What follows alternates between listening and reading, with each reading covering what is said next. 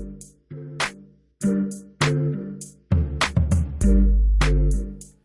this is algae in liquid form. So this is how you might find it in a lake, or if you're growing it on purpose in a ponded system, or in what's called a photobioreactor, where you're actually cultivating the algae on purpose.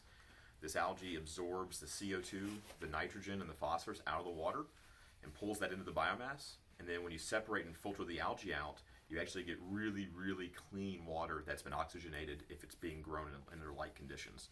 So, but when the algae is still in the water, this becomes a major problem for fish and other animals in the ecosystem. So this is what we're trying to pull out of the water and return clean, filtered, oxygenated water back to the environment. And then from here, you dry it. So here's an example of dried material.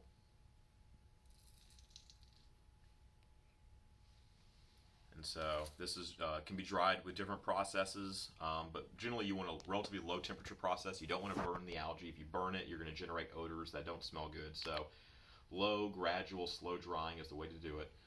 And then when you dry it all the way to at least 90 to 95% solids, so there's a little bit of moisture left, then you can ship it and it'll stay for a long time. So this stuff can store for years, actually, just like grains. You know, you have grain silos, you may store them for exact same way. Exact same way. Okay, and that is the pellet that ends up going into the polymer.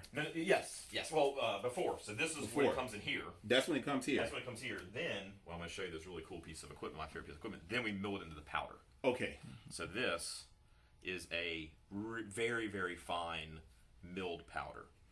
And the milled powder essentially has a very defined particle size and allows for good dispersion into the material.